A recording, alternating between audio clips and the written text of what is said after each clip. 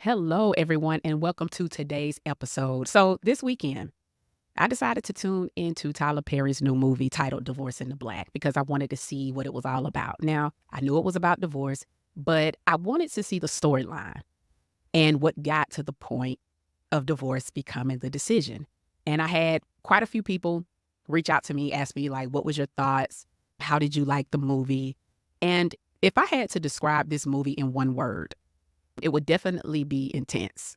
Okay. That's the word I would give it from the beginning to the end. The word intense pretty much sums it up. From the opening of the movie, it was highly dramatic. Throughout the movie, there were strong emotions to even a lot of deep trauma. And I think the actors did a great job in their roles. I really do. The main characters. So you had Ava, who played as Megan Good, and then you had Dallas, who played as Corey Hardrick, who they were husband and wife. And so I think they did an exceptional job. So definitely kudos to them. And so, but here's the thing, I wanted to watch the movie to get a different perspective. And so as I'm watching the movie, I am taking a lot of notes on my phone, y'all. So if you're watching this podcast episode on my YouTube, I'm holding up my phone right now and I got a lot of notes, right? I do. Um, I took notes from certain quotes that stuck out to me in the movie to even the different relationship roles in their lives, such as their parents to their friends, as well as their siblings, their unhealthy individual traits. And I took that and I drafted my top 5 takeaways from this movie. Because as a person who helps women navigate the process of divorce, there were some things that I just noticed in the movie that are common and relevant to real life divorce situations in regards to what I've seen. Okay. And I wanted to share with you my top 5 takeaways from this movie that I believe can be applied to real life divorce situations. All right. And so the first takeaway that I got from this movie from the rip is to not be blind to what you see. That is the first takeaway. Okay. The first takeaway is to not be blind to what you see. In the beginning of that movie, okay, I told y'all I said the word intense and it was intense for a reason. But in the beginning of that movie, when I saw how Dallas's mom acted, I knew she was a problem, right? I just knew she was a problem. You didn't even have to watch the movie no more to know that information. You didn't. This mother had a total of 5 sons, all under her spell. Okay. And when I say that they were all under her spell, I'm referring to her manipulative tactics. She was controlling. She gaslit them. She relied on her sons as her emotional support due to her own unresolved trauma, her own issues, as well as her own insecurities. Their loyalty to her was driven by guilt, fear, and the willingness to protect her at all costs, even when she was wrong, out of line, and out of order. Her sons were her pseudo husbands. Basically, that's basically the term. Her sons were her pseudo husbands. And when it came to her son, Dallas, she did not want him to be married. She didn't. She didn't want him to be married. She was jealous, or I would even say envious, because she didn't want anyone to take her son away from her. In the movie, there was a clip where Ava's father showed her a clip of her wedding, right? And how his mom acted. And guess what? Because she has so much control over him, when she walked out, he actually went behind her, right? So, like I said, I was just taking notes. I was just noticing everything. Not to mention that Dallas's mother, was actually in an abusive relationship with their father. And she made Dallas take his dad's life as a child. That's what she ended up doing. And not only is that inappropriate, right?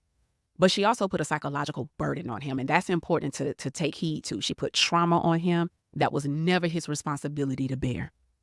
And when this becomes a person's timeline of life, that's not something you want to be blind to.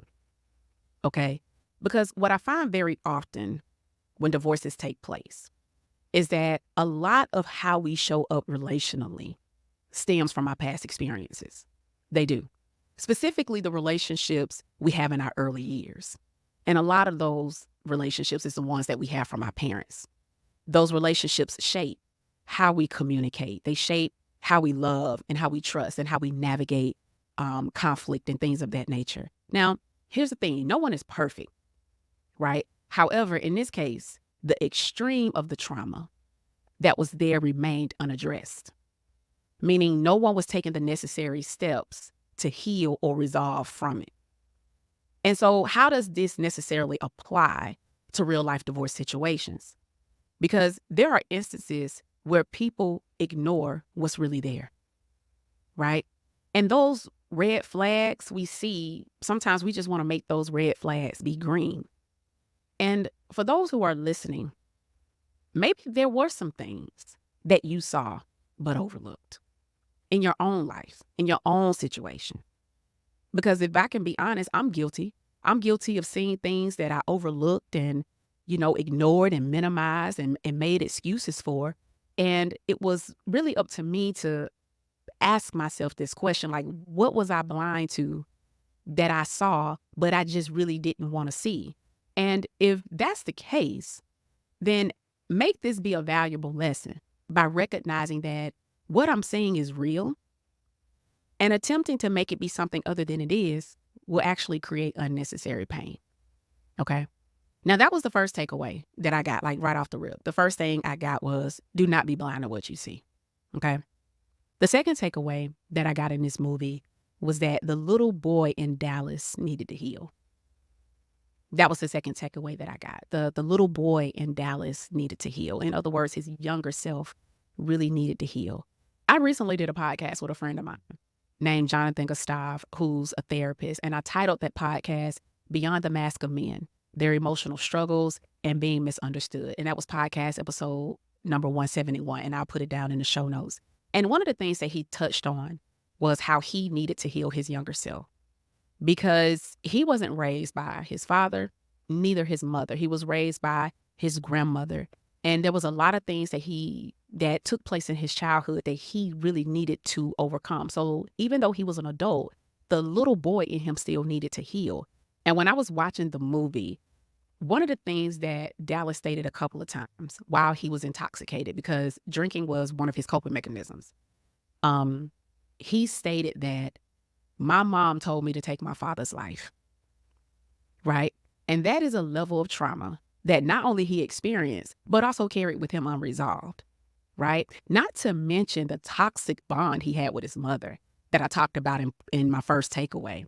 And due to the complexity of what took place in his life as a child, right? The impact of that affects how he handles stress. It affects the behaviors they pick up. It affects how they manage and respond to emotions. It affects how clearly they think, to how they reason, to even how they solve problems. It also affects their sense of self-worth and value, as well as how they connect and build relationships with others. I mean, the list really can go on. And it's clear that the event of taking his father's life was a pivotal moment that shaped his entire life trajectory. It influenced his thoughts, his behaviors, as well as his emotional well-being. And so how does this apply to real life divorce situations? In my 12-week accelerated program, when I work with my clients, we have this exercise where they have to examine how well they knew their ex, okay? And this isn't an easy exercise, but it's important for them to do this. They need to examine how well they knew their ex, from their ex's upbringing to their ex's relationship with their parents, as well as any traumas that they may have gone through, that they may know of, and how that may have played a part in their relationship. And the reason why we have to do this is this has nothing to do with judgment or even a level of condemnation of the ex, but more so to deepen the knowledge and understanding.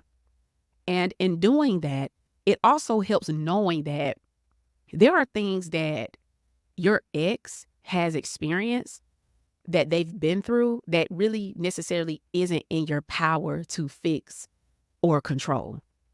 And that's very, very important. So in other words, this level of healing for Dallas was really his responsibility. He was really put in a bad position. However, what tends to happen, and this is what I find in some of the experiences that I have, is that sometimes the person that we were with, when we examine what they've been through, Sometimes we feel like it's our job to fix it and it's our job to control it, and it's not. That little boy that I have my clients go back and examine, which is their adult ex, they need to understand that the work or the hurt that they had and they endured was really their responsibility to heal. And that's why that part is important, okay? And that actually leads to my next takeaway. And this third takeaway is understanding that it was important for Ava to examine her reasoning behind marrying him. Okay, that's the third one. The third one is it was important for her to examine her reasoning behind marrying this man. When I was watching the movie, I told y'all I took notes, right? So I was watching some of the things that Ava was doing that I found very relatable to a lot of real life situations. Ava felt the need to fix him. She did. She felt the need to save him. She made excuses for his behavior. And I also felt like she thought that if she loved him enough, then she could be the fix to his own wound. And he can love her in the way she needed to be loved. She also felt like his actions was a measurement of her value. And when it comes to divorce, it's important to take some hard looks at yourself as well. You have to do this. And why is this important? Because it's easy to repeat what we don't repair. It's easy to feel and remain in a state of victimhood. It's easy to feel powerless, worthless, to even feeling helpless. It's easy to remain paralyzed in the past due to the fear of the future. And it's also easy to self-sabotage and mismanage anything that's better for you. And here's what gets misunderstood when you tell individuals to take a look at themselves. The treatment that she received wasn't treatment she deserved. And that's important to understand because we often think that looking within implies that you got what you deserve. And that is not accurate, okay? However, what we must do is ask ourselves some tough questions. We have to challenge the beliefs that we hold, okay? And so I took a couple of notes on some of the things she said that I kind of want to bring up in regards to challenging beliefs, right? So here's what I mean. Because she mentioned that she was raised to make it work, right? That's a belief that she holds. But we need to challenge that belief though and ask ourselves, but to what extent?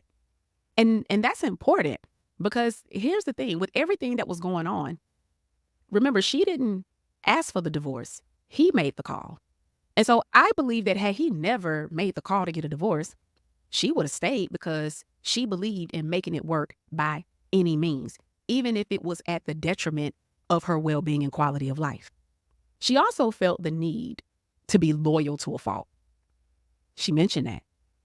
But we got to challenge that and ask, what does that really mean to me though?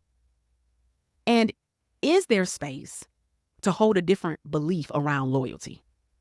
Right? I actually did a whole podcast on loyalty, being loyal to an extreme. And I dropped that in the show notes of this podcast. She has to see, like, where did the lack of boundaries even start in this relationship? She has to ask herself, why did I marry someone who was far from the example I had growing up? Now I'm talking about the movie here because in the movie she had both parents. Her dad treated her mom well. They weren't a perfect family. Nobody is. But there were some things that demonstrated love, respect, stability, safety, as well as support. And seeing that does have the ability to decrease the chances of a person connecting with someone else to this degree. Did she marry him in an attempt to prove her parents wrong? Because her parents never wanted her with him. They told her that. Was it because you witnessed your parents always helping people and serving people and that you may feel the need to do the same? You know, again, these are just things that we have to question, right? So we won't fall into this same situation again. And so how does this apply to real life divorce situation?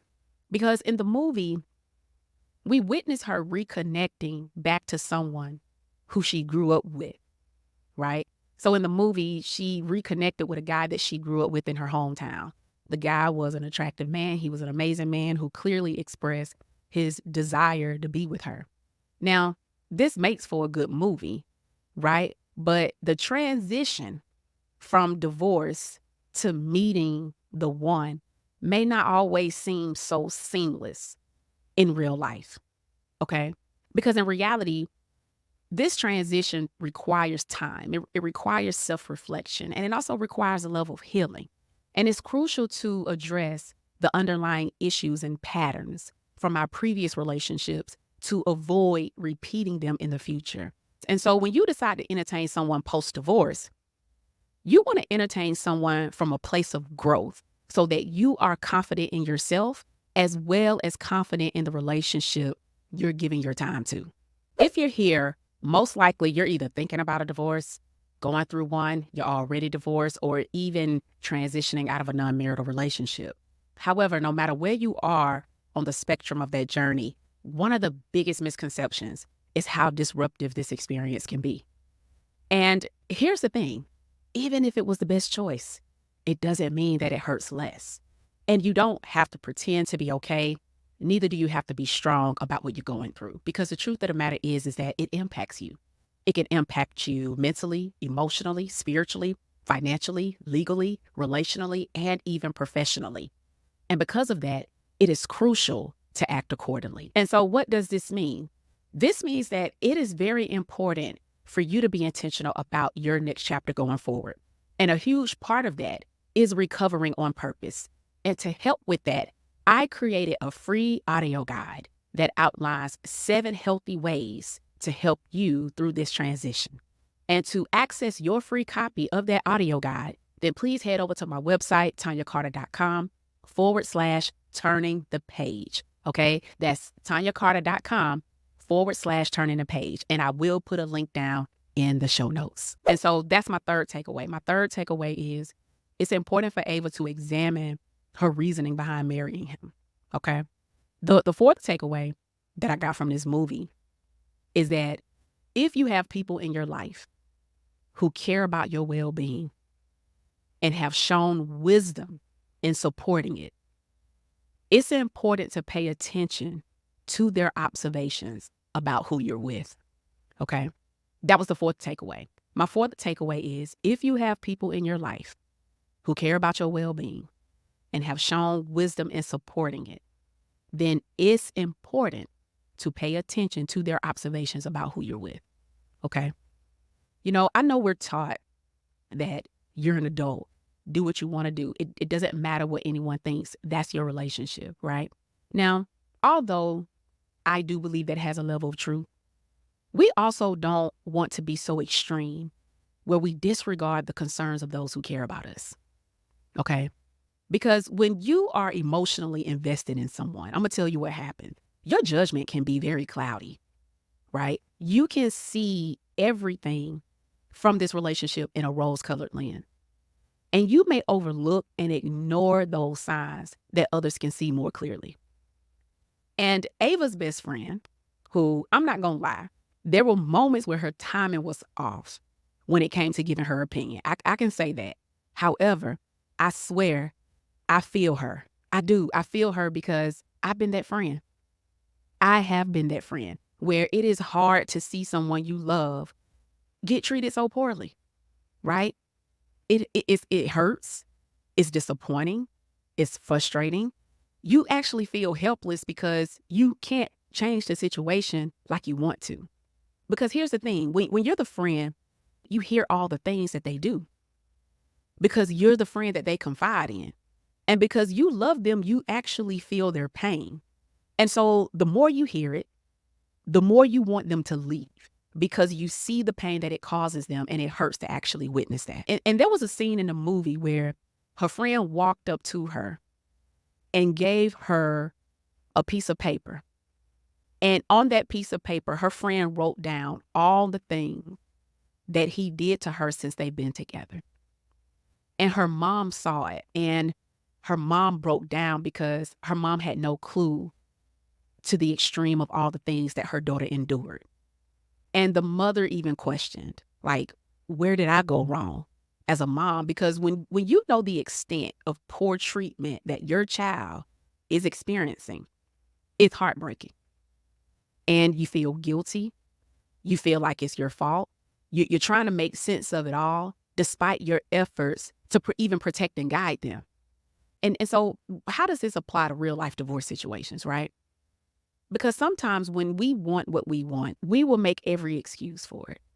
We may ignore what we need to see. Our friends who care about us may have warned us. But because we want it so badly, we overlook the wisdom And although this is a movie, right? A lot of this happens in real life where we aren't willing to see the truth. And it's important to know that who you connect with relationally impacts your quality of life.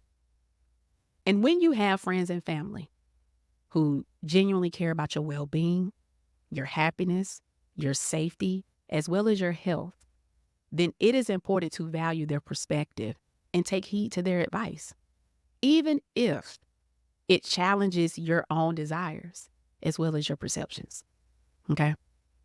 And so that's my fourth takeaway. My fourth takeaway is if you have people in your life who care about your well being and have shown wisdom in supporting it, then it's important to pay attention to their observations about who you're with. Okay. And so my fifth and final takeaway that I really got from this movie that I wanted to share was that you get to decide how you want to move on after this.